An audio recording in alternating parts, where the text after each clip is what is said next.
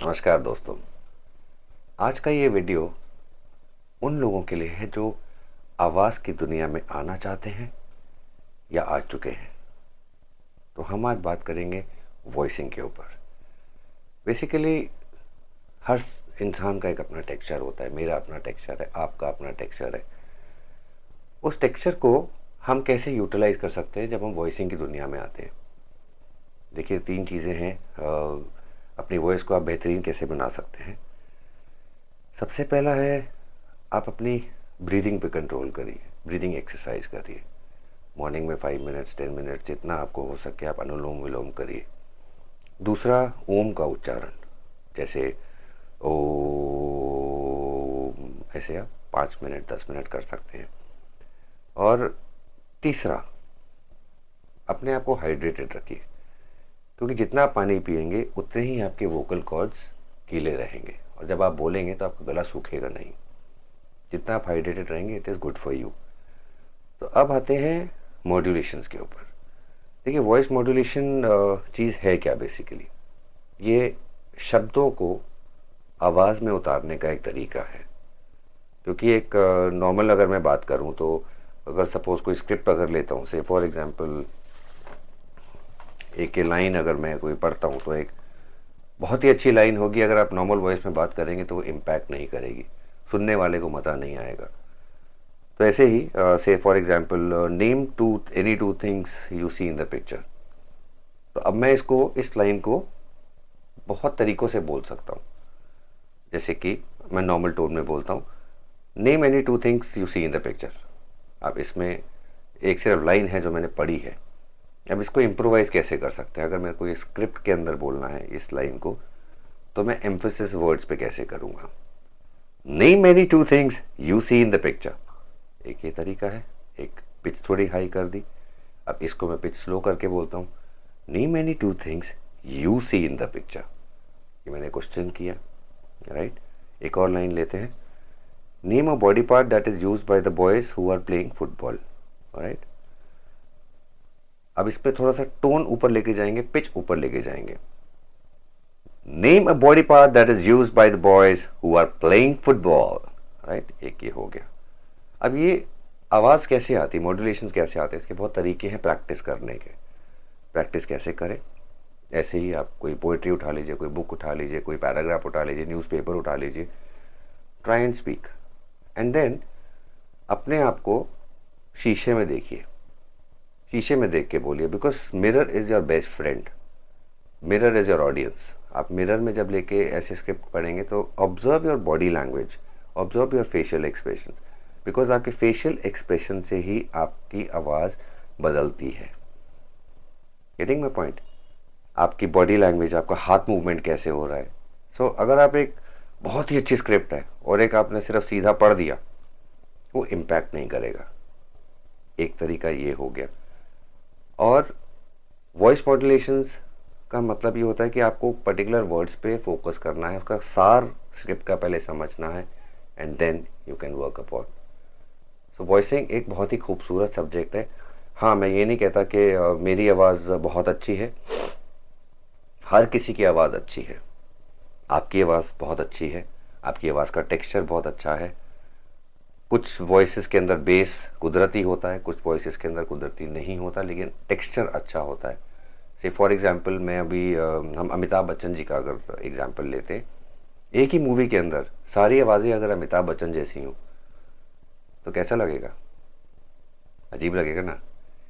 इसीलिए उसमें नवाजुद्दीन सिद्दीकी की आवाज़ अच्छी लगती है, उसमें नसीरुद्दीन शाह जी की भी अच्छी लगती है, उसके अंदर सारे एक्टर्स हैं, सोनू सूद की आवाज़ अच्छी लगेगी। सो इसीलिए कैरेक्टर्स को चुना जाता है उनकी आवाज़ और उनकी काबिलियत के ऊपर। ऐसे ही डबिंग है। डबिंग, या आप अगर आरजे बनना चाहते हैं तो आरजे का एक अलग ही टेम्पो होता है, एनर्जी लेवल बहुत ज़्यादा होता है आरजे के अंदर। डिपेंड करता है कि आप कौन से टॉपिक पे आरजे बनना चाहते हैं। सो वॉइसिंग एक बहुत ही ब्यूटीफुल चीज़ है। जैसे मैंने आपको बताया, practice makes a man perfect. आप मॉड्यूलेशंस के ऊपर ऐसे वर्कआउट कर सकते हैं। स्क्रिप्ट लीजिए, go in front of a mirror और साथ साथ अपनी आवाज़ को खुद सुनिए भी। मिरर का तो एक प्रैक्टिसिंग हो गया, आपकी बॉडी लैंग्वेज से पता लगेगा कि किस वर्ड को मैं फोकस कर रहा हूँ और मेरे फेशियल एक्सप्रेशंस क्या आ रहे हैं। ऐसे ही आप अपनी आवाज़ को खुद सुनिए कि मैं इस आवाज़ से बेहतरीन पहली वाली रिकॉर्डिंग से अब बेहतरीन है कि नहीं। क्योंकि नॉर्मली हमने क्या देखा है कि जो इस लाइन में अभी एंट्री कर रहे हैं या कर चुके हैं, जब भी हम कोई स्क्रिप्ट पढ़ते हैं या एक वॉइस ओवर बनाते हैं या एक पॉडकास्ट बनाते हैं, तो कभी कभार ऐसे लगता है कि सिर्फ पढ़ा जा रहा है, they are trying to narrate. Narration भी एक अलग सब्जेक्ट है मॉड्यूलेशन के साथ साथ। सो नरेट जब आप करते हैं, कोई स्टोरी नरेट करते हैं, कोई टॉपिक पे अगर आप नरेशन देते हैं, तो उसका भी मॉड्यूलेशन से बहुत गहरा ताल्लुक है। जितना अच्छा मॉड्यूलेशन उतना सुनने वाले को अच्छा लगता है। सो मॉड्यूलेशन के लिए मैंने आपको बताया, स्क्रिप्ट लीजिए, प्रैक्टिस करिए, पानी हमेशा पीते रहिए, गले को हमेशा तर रखिए, क्योंकि जब आप बोलेंगे लंबे समय के लिए बोलते हैं तो गला भी सूख जाता है, इसीलिए कहते हैं पानी बीच में पीजिए। ये रेगुलर एक्सरसाइज है। And yes, breathing is very, because हमारी आवाज़ ना हमारे लंग्स से आती है। तो एक एग्जांपल और देता हूँ। 3 चीज़ें हैं, हमारी आवाज़ 3 तरीक़ों से निकलती है सॉरी। एक हमारे गले से, गला हमारा ज़रिया है, right. First part is our throat, second is our lungs and heart, and third is the stomach. अब स्टमक से निकली हुई आवाज़ एक डिफरेंट टोन देती है, हार्ट से निकली हुई आवाज़ एक डिफरेंट टोन देती है, और गले से निकली हुई आवाज़ एक डिफरेंट टोन देती है। चलिए एक आपको एग्जांपल देने की कोशिश करता हूँ। स्क्रिप्ट अगर मेरे पास अगर हो तो ओके, चलो एनीवे ये निकाल लेते हैं। Okay, this says which shape has the 4 sides, square, rectangle, answer दिया हुआ। मैं क्वेश्चन ही लेता हूँ सिर्फ। अब मैं निकालता हूँ पेट से आवाज़। I take a deep breath. Which shape has 4 sides. आवाज़ में थोड़ा भारीपन आया, राइट। अब इसी लाइन को मैं लंग्स से बात करूंगा। I take a deep breath. Which shape has 4 sides. Again फ़र्क आया। अब मैं सिर्फ गले का इस्तेमाल करूंगा, पेट का नहीं करूंगा, लंग्स का नहीं करूंगा। विच शेप हैज़ 4 साइड्स।